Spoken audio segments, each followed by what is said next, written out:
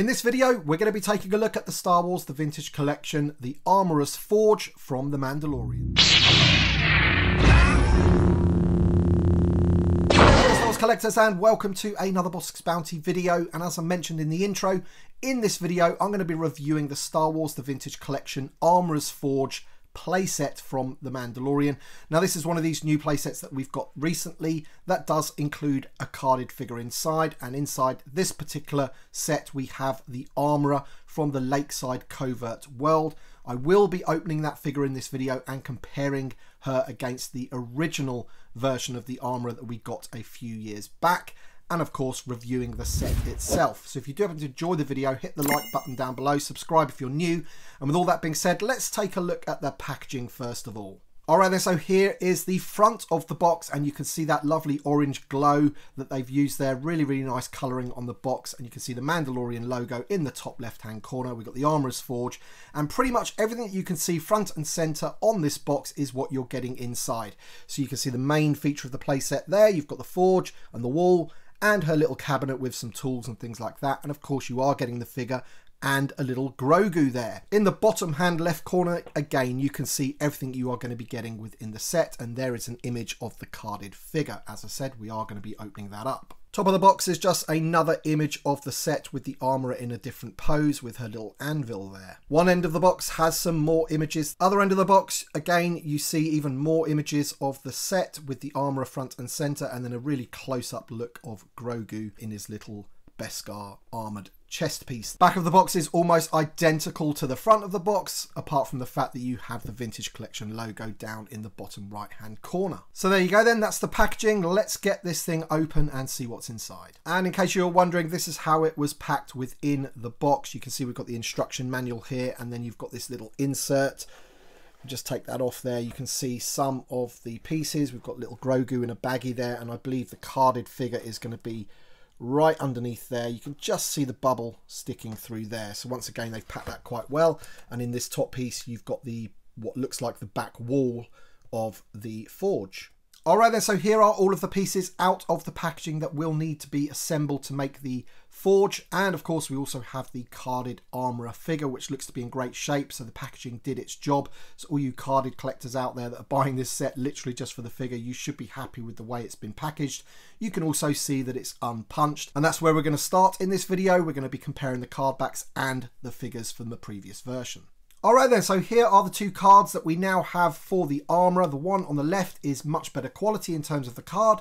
It is the thicker cardstock and it's unpunched. The one on the right is factory punched and is also on that bendy, thin card that we all used to hate. Apart from that, the differences are going to be with the figures. Of course, the images on the cards are different as well. This one here is from Season 3. This one here is from Season 1.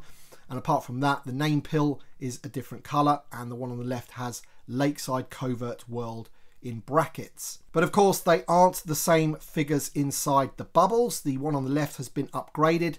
We will be checking out what upgrades they have in a second, but mainly I'm looking forward to the soft goods pelt on her shoulders. You can also see that she has some slightly different accessories there, and also a jetpack, which you didn't get with the first version. But those are the two cards for you anyway. And here's just a quick closer up look of the new one. We can also see the VC number there as well. VC 331 in the line. The armourer from the Lakeside Covert world. Right, let's open up the bubble and check out the figure. Alright then, so here is the armourer out of the packaging. And as I mentioned, there isn't really too much difference between this version of the armourer and the previous version, apart from the fact that she now has the soft goods pelt on her shoulders, and also she now has a jetpack, which is great. In terms of the articulation, she hasn't got the upgraded barbell hips, but in all honesty, the hips on this figure are pretty good anyway. The articulation, no problem posing the figure at all. In terms of the accessories that she comes with, I've had to have it in this configuration with the hammer in her right hand. The hand hasn't been sculpted in such a way that it can hold that accessory, so that's the way I have it. Alright then, so here is the soft goods pelt, and immediately you'll notice that it does have a hole in the back of it. Obviously that's for the jetpack, and you'll also think that it looks a bit too smooth. That's because it's been compressed in the packaging. If you just sort of rough it up a little bit like this, you can kind of get it more screen accurate, and therefore you can't really see the hole in there either, so that's pretty cool. And then if you want to place this new jetpack here, it's like a bronze colour. She's obviously going to have the peg hole in the back. And then it just sits on top of the soft goods pelt like that. So I think that looks pretty good. And again, you can just sort of ruffle that up a little bit just to make it a little bit more accurate. And that is a huge improvement, in my opinion, on this sort of grey piece of plastic that we had on the previous figure. Now, just comparing the two figures so you can see, ultimately they are pretty much identical, except for the fact, obviously, paint applications change ever so slightly. You can see the helmet on the new one is a little bit more bronzy rather than gold, I would say. The chest armor has a very slight different color as well, but we're talking minimal here, and everything else pretty much is exactly the same. So it's just a little upgrade on the armor, giving her the soft goods pelt and the jetpack there, which is pretty cool. Also, the soft goods pelt is held on by elastic under her arms. You can just see there. So if you wanted to take that off, you could. And of course, they've had to resculpt the back of the figure so you can have that peg hole there. In terms of the articulation, the head is on a double barbell, plenty of range of motion there, and we also have the ball on the torso. The shoulders are causing me a little bit of an issue. They don't go up too far, and I don't want to break the figure, and I've checked the previous version and they're similar on that figure as well, so I'm not too sure if it is this sort of elastic of the pelt that's stopping me from doing that, because it does seem to have gone into that joint there. We have hinges at the elbows, they swivel of course. We also have a hinge at the wrist, which is something that female characters don't seem to have anymore. We have the older style hips there, you can see, but they work pretty well. We have the split at the thigh. Knee joints go past 90, and we have the rocker ankles as well, which is great. Loads of range of motion at this figure, and all in all, I'm very, very happy with it, especially now we have got that soft goods pelt. I think it does really improve the figure. Next up, we have the Grogu figure that is included with the set, and as you can see here, it is exclusive to the set. His arms do articulate like previous versions that we've had of Grogu, and this is the only version that I can think of where you can actually see him wearing his little Beskar chainmail there, which is pretty cool. His little hood at the back there. So, yep, another Grogu. Alright then, so now onto the forge itself. It was a pretty easy build. It had 5 pieces basically. You've got the floor, you've got the forge itself, and then you've got the back wall, you've got the ceiling, and then the other piece that slots into the bottom. The only other part that I haven't assembled yet is the Mythosaur logo there, which is pretty cool. That's in like a silver piece of plastic, and literally that's just going to attach into the back wall.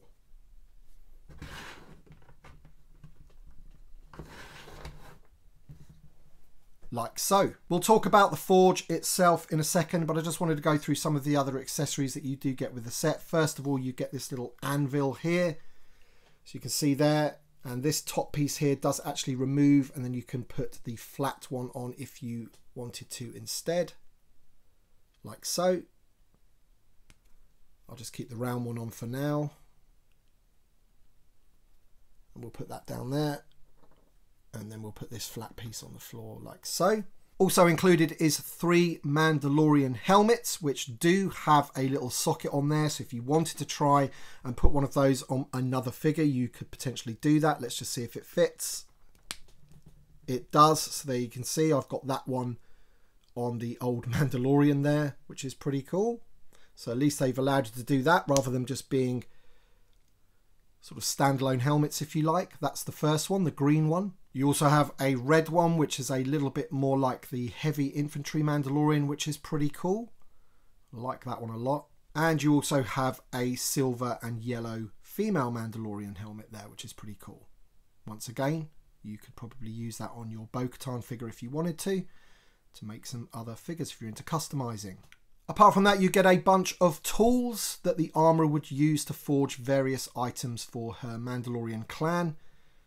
And they are just basically sort of gunmetal grey pieces of plastic, very much like you would have got with the armourer herself. So there you go. And all of those are going to go in this. So this is her little cabinet there. You can see it's got like a cardboard background there with an image of more of her tools on the back there. And then you've got these little pegs here, and I would imagine that you're going to be able to sort of put some of these tools in here, just maybe plug them in like that. There you go.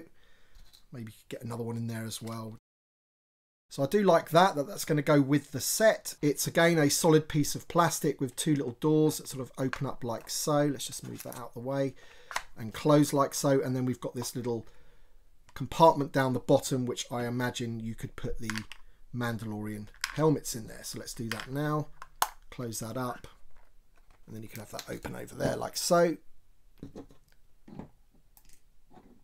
And there you go. Alright then, so what do I think of the overall look of the Forge itself? The first thing that strikes me is that the lack of any paint applications whatsoever. It could really have done with like a nice wash over it just to bring out some of the detail. And this is something that I thought about when I saw it in the cabinet at the MCM London Comic Con. It just looks a little bit plain basically. There's no wash on it whatsoever. You know, at least on the back wall it would have been nice to have some kind of paint applications.